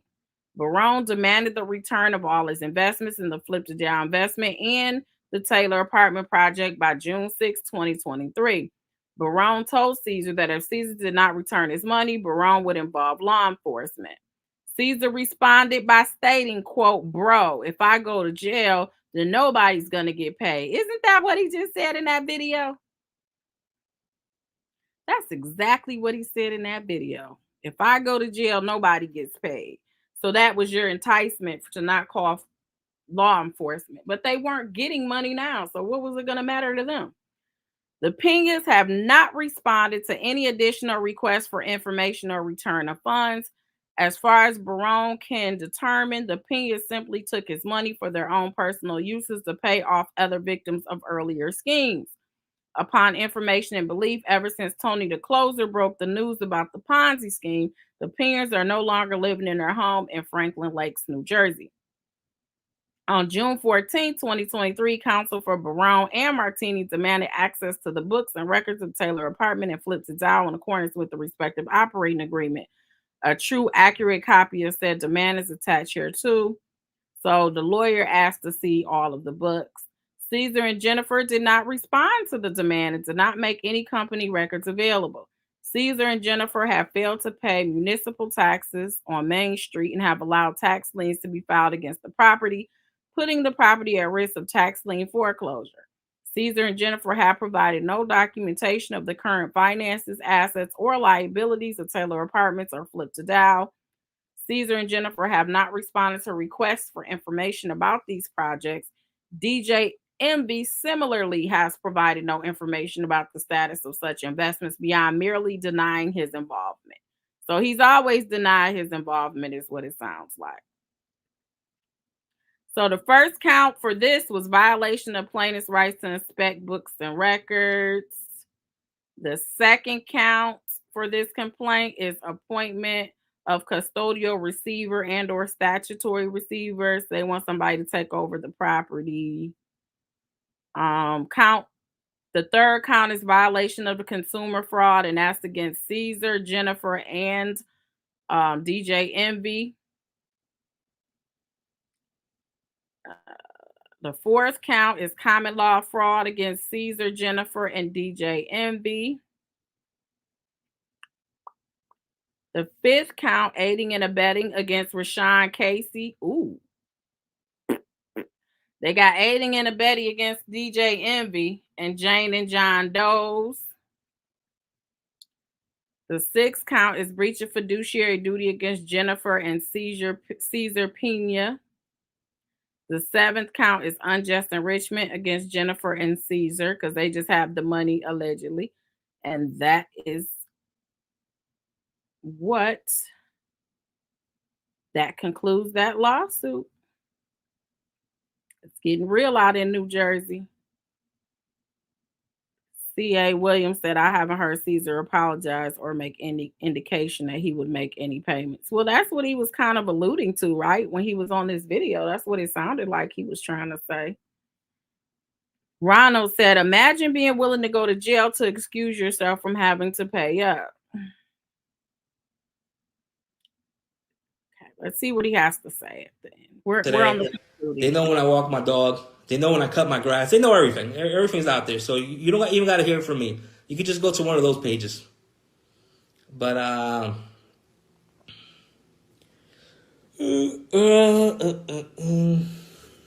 bro, you know what is amazing? How many attorneys and prosecutors are on this page? Like, all these guys know everything already. And that didn't make you want to be quiet? Shout out to my boy Hector holding me down. Thank you, Hector. I still got Patterson's with me. So, you know, as long as Patterson's with me, I'm good. So everybody have a good night. Everybody, again, this is Flippin' NJ. Flippin' NJ. DJ Envy's not next to me. Where you at, Bam Bam? That's you. Look. See? Look, he did the little joke. Because you know how they say, I'm DJ Envy, Flippin' NJ. That's how every intro is on these videos. So now he's like, I'm Flippin' NJ. It's like, dang, DJ Envy isn't next to me. I'm just good. But, yeah, man, again, you know, everybody, please leave DJ Envy alone. That man has nothing to do with none of this. Leave Jenny Tips alone. Please leave my daughter alone. Please. My brother, my barber, my banker, my cousins. Like, bro, like, this shit falls on me. Leave these people alone. Fucking, bro, my fucking Christmas lights guy said he's not gonna do my Christmas lights this year because of the shit he saw on social media. What the fuck? You're not gonna do my Christmas lights? What the fuck is that? This shit is crazy. Yeah, he's afraid of being bullied by people on social media. This shit is crazy. Yeah, they got me. Ooh, does that make you feel better? They got me. Come on, man. Like, this shit is fucking crazy, man. But it is what it is. You know, again, I apologize to anybody that's going through rough times because of me. That wasn't my intention. I hope the people that made me go through a rough time apologize to me and my family, but that's not going to happen because you're all a bunch of bastards. All of my friends that have been successful with me, and I have put apartments in my name, bought cars, help you get cars, houses, whatever. Fuck y'all. Y'all one of my real friends. Y'all were only around me because this guy, Flippin' NJ, you want to touch me. Flippin' NJ, they want to touch success. You know what? It ain't Flippin' NJ no more. It's just fucking Cesar. Cesar Pina. Is just me. It ain't, you know, Flippin' NJ. The artist formerly known as Flippin' NJ has retired. Flippin' NJ is done. Right? And all these people that came around me, they're gone. Just like the name, with the name. They're gone with the name. Every week now I go through different lenders, different title companies, different realtors, all these other people just calling me like, bro, I can't do business with you anymore. Bro, I can't be affiliated with you. I can't do this. But all these people, I went to their events. I spoke for free. I never charged them. I've never been one of those people like, you call me up and tell me, yo, can you come to my event and talk? Bro, I'm there. Anybody stops me in the street, yo, you want to talk? Can we talk? Boom, boom. I'm there. Like, I never, you know, my brand or whatever, I never really try to profit from anybody like that, you know? And where are all those people? The ones that I did all those favors for, where are they? None of them are around. But it is what it is. That's life, man. You know, you're up, you're down, and you got to keep it moving. I'm Flippin' NJ. I'll see you guys around.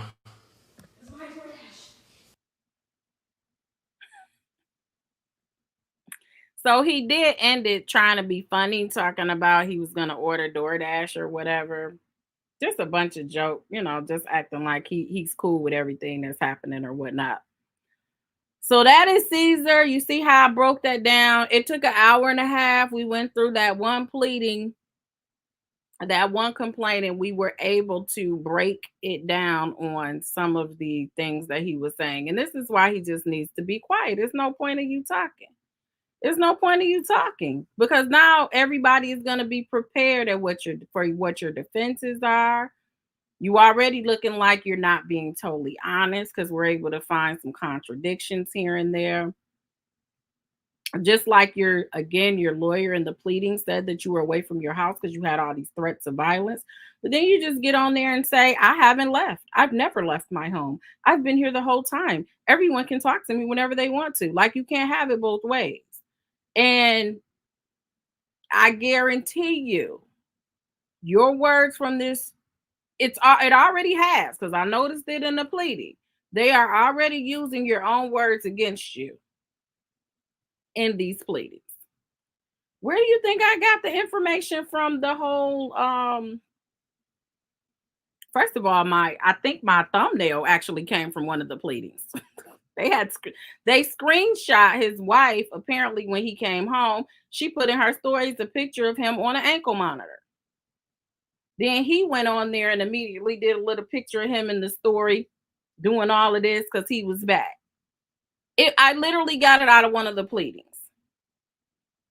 There is nothing that you're going to be able to do without these lawyers looking and scrutinizing what you're saying.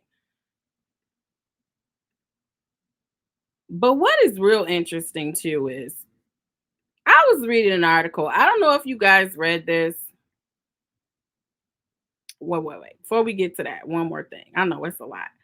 So in the case that I was just talking about with Barone and Martini against Cesar, Jennifer, the properties, and DJ Envy. Well, apparently they were trying to get more information. So they subpoenaed to get some bank documents. So when they subpoenaed to get these bank documents, Cesar's attorney did a motion to quash. So he wants to stop them from being able to inquire into the finances, which is obviously the crux of this whole lawsuit. So he filed a motion so that he can quash the subpoena. And Barone and Martini's lawyer, they filed a response to Cesar's attorney trying to avoid having to produce these documents or allowing them to go get the documents directly from these entities. And their response, they were able to use, again, information. They were able to use information that was on the lie. So this is what they say in their response to their motion to quash and for a protective order. Protective order is basically they want to have parameters. So if, for instance, I get in an auto accident, you get all my medical records, I may want a protective order so you're not attaching my medical information on, attaching them to a pleading. So it has to be under seal. And when we're all done with litigation, you need to destroy it, because there are individuals who get into litigation and they post a bunch of information that's personal information, but you need that information. It's discoverable because it's relevant, but you don't want it all over because everything is not public information. It's not. So because you're going to get some of that, some of that information or whatever out there, they want a protective order to make sure you're not getting information about all my bank accounts and assets, and then you utilize it in some way. So that's kind of what a protective order is. So apparently Cesar, first they were trying to make it where they could not subpoena to get certain information. And they also asked for a protective order, I assume, probably in the alternative. If the judge says, no, I'm not going to quash the subpoena, they have the right to get this information because it's relevant. So this right here is the plaintiff's response. They said defendants have provided no basis to quash the subpoenas. In their motion to quash, defendants complain that plaintiff continues to seek discovery in this matter via document requests and subpoenas of company records, bank records, and more. So they trying to get bank records and company records. I mean, that's what this whole case is about. And they trying to stop them from getting it. Plaintiffs have been required to issue subpoenas and continue to seek discovery because For more than 2 months now, defendants Cesar and Jennifer Pina have flagrantly ignored not one, but 2 court orders compelling them to turn over company records. So it sounds like they have already requested them in the past. The judge has ruled that compelled them, an order to compel, saying you better turn these over. You're going to be in contempt of court, or there may be some type of consequence or sanction. And they have defied 2 orders or ignored 2 orders according to this and have not turned over the company records. The motion to quash is nothing more than another attempt by the Pena defendants to delay evidence of their fraudulent conduct coming to light and should be denied. The Pena defendants have set forth no basis to quash the subpoenas, contrary to the Pena suggesting that the information sought by the subpoena has tenuous relevance. The evidence sought through the subpoenas, company bank records, is directly related to plaintiffs' claims that the Pena defendants breached their duties and stole plaintiffs' money through a real estate-based Ponzi-like scheme.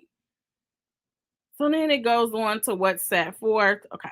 Prior to this case being transferred to this court, the Chancery Court granted plaintiffs' request for temporary restraints against Flip to Dial, freezing its bank accounts, and subsequently converted the TRM to an injunction. So there is an injunction already in place that the judge has ruled. Relief was not immediately entered against Taylor Court Apartments, because in the morning of the TRO hearing, the Pena defendants voluntarily filed the company for bankruptcy. After hearing plaintiff's motion, the federal bankruptcy court then appointed a trustee to take control of the apartments. So they ended up getting an injunction for the Flip to Dial, freezing all bank accounts and all of that. But then, as we went over before, they have filed bankruptcy on a few of their companies, and one of those was Taylor Court Apartments. So that the bankruptcy court has appointed a trustee to take over. The bank account records sought through the subpoenas are directly targeted at proving the fraud claims in the complaint. Indeed, the few bank records that we have obtained prior to the motion to quash being filed already confirmed that the Pena's fraudulent conduct. For example, plaintiff Barone wired $300,000 to Flip to Dial on June 10, 2022. Instead of using his and other victims' investments for the real estate intended purpose promised, bank records make clear that defendants essentially wiped out all of Flip to Dial's funds by the end of the month. So they're showing that they got the $300,000 transfer and then they spent it on all this stuff. And by making hundreds of thousands of dollars of withdrawals and online transfers, including $69,550 in online transfers to another one of the Pena's companies. As indicated in those records, the proceeds from Barone's investments were looted almost immediately, including transfers to related entities, with no information coming from the Pena defendants despite 2 court orders. Plaintiffs also subpoenaed from start to flipping accounts to try to track the fraudulent transfer of funds. So they're saying not only do we want these accounts, we want some of your other accounts, because if you transfer money, then maybe some of the money from these accounts that we are connected to, there may be evidence that you put those in other accounts. So we gonna need all of them. Then they talk about the protective order. There also is no basis for the extremely broad protective order requested in the Pena defendants' proposed orders, which would effectively amount to an unconstitutional prior restraint. Cesar Pina gained notoriety largely through social media and has used Instagram and other platforms to promote himself and his real estate deals. Even as the lawsuit has been pending, the Penas have taunted their victims on social media. For example, after being arrested last week, the Penas mocked Cesar's arrest on Instagram.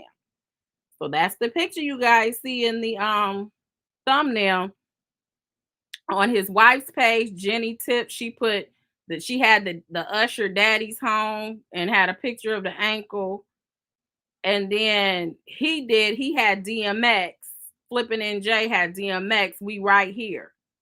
So he was just talking about he's not going anywhere. That's basically what he was saying. And just 2 days ago, Cesar Pina went on Instagram Live again, mocking his victims and laughing about having used Flip to Dial money on his DoorDash purchases.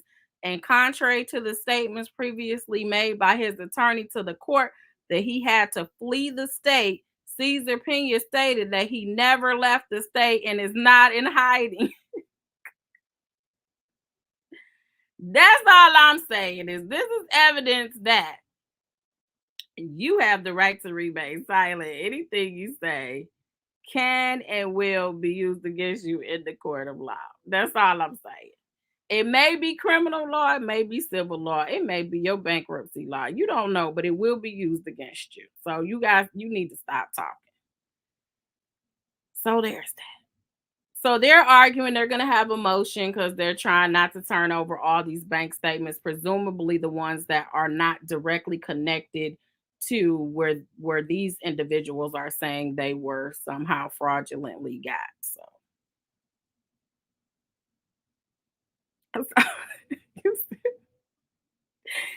you said you can't make this stuff up because we saw the video. This is all I'm saying. He giving them real good evidence and they using it in the complaint. And then on the live, you're like, I got so many attorneys and prosecutors.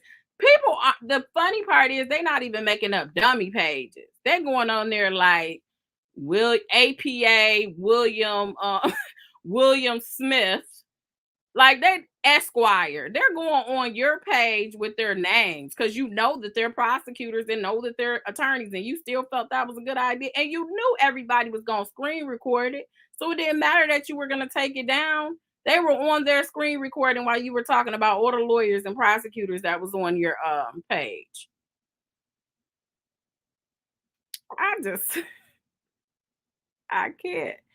I can't make this stuff up. I'm just bringing it to you guys. You know, I'm just bringing.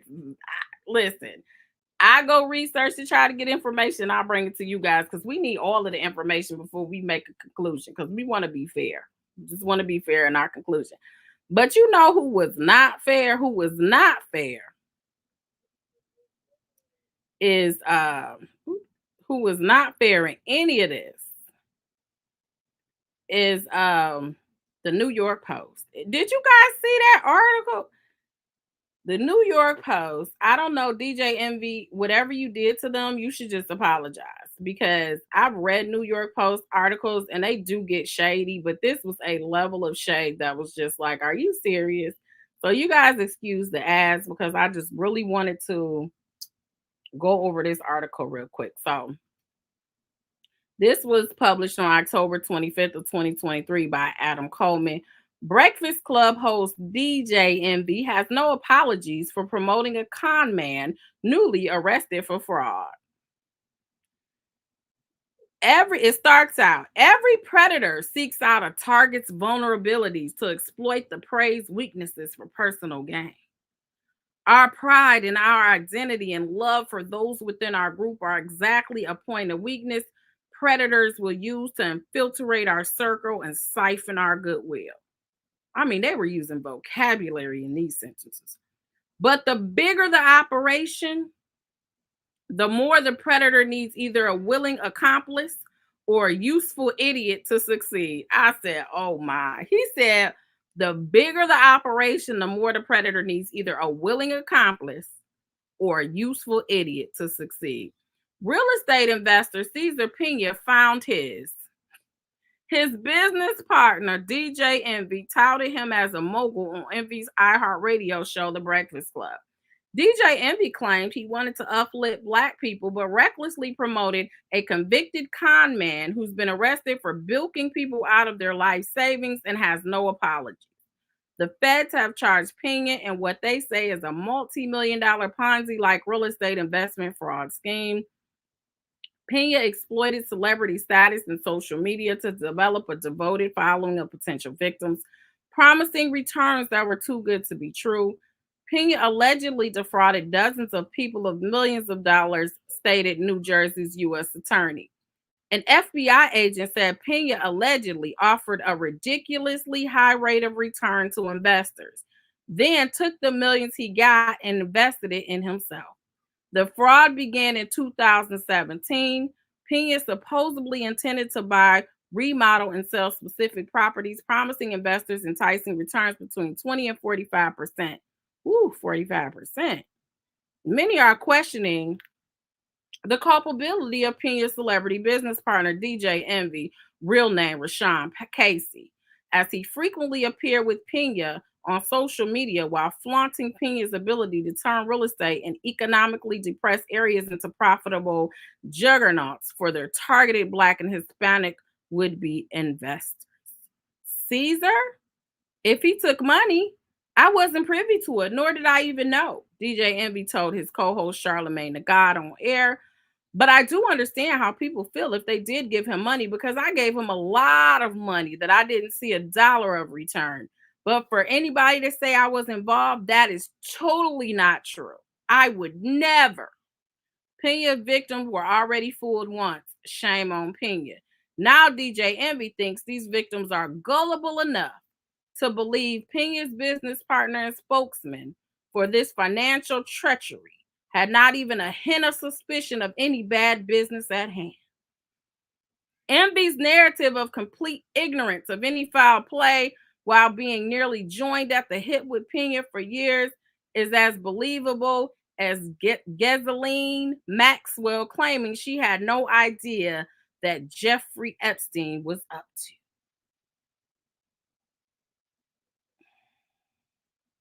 Hold on one second. Envy would have us think that despite having an office next to his partners, he never saw or heard an angry investor stomp into Pena's office after being given a check that bounced for tens of thousands of dollars. We're supposed to believe that throughout this entire alleged Ponzi scheme, Envy never had any suspicion as to the properties that were supposed to be remodeled or even purchased that never were.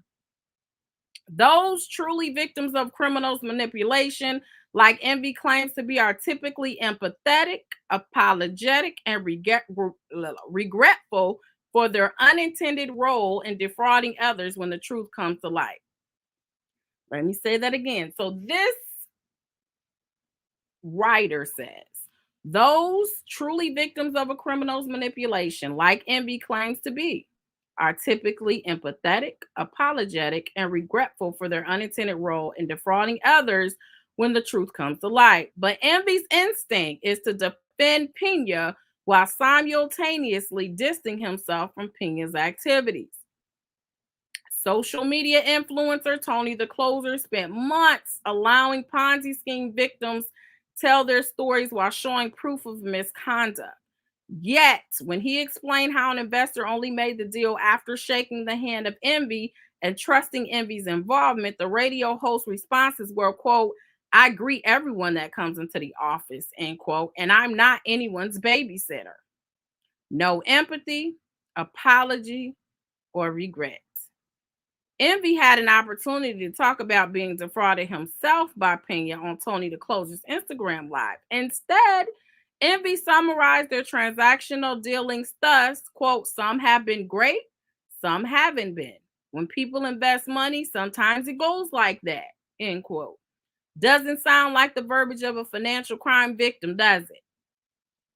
See, Envy, your own words are being used against. See, Charlemagne the God told him to stop talking too when Envy decided to speak his piece on the Breakfast Club.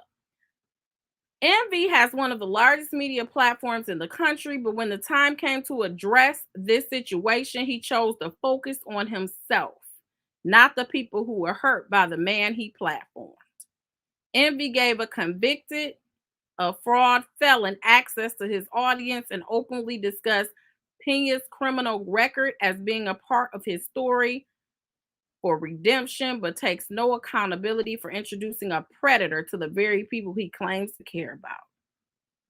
Envy wants us to believe he was a useful idiot in the scheme, especially now that the feds have confiscated iHeartRadio's equipment and are looking into his involvement. But I always would go back to the old saying, you are the friends that you keep. And that, my friend, was a word for Envy in the New York Post. And I don't think I have much to say after that. Like, what else am I going to say? Have any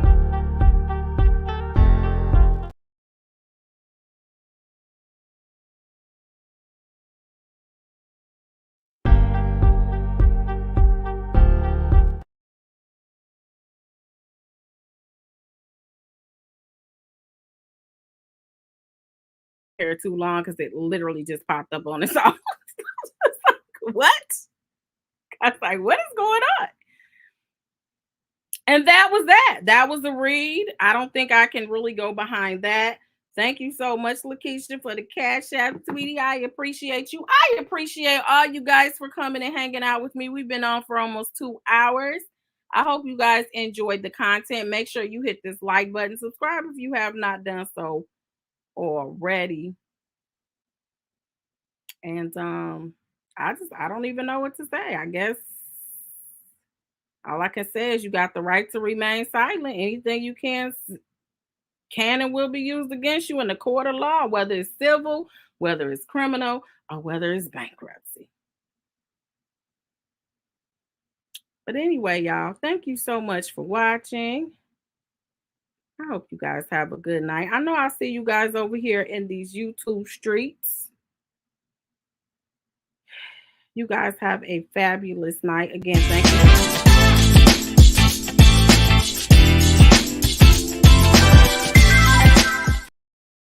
Subscribe, like, and share. And I'm gonna holler at you guys next time. All my little jingles and videos is jacking up. I guess they like, ma'am, you don't be on here this long, so I'm gonna need you to get up out of here. Gotta go. Have a good night, everybody.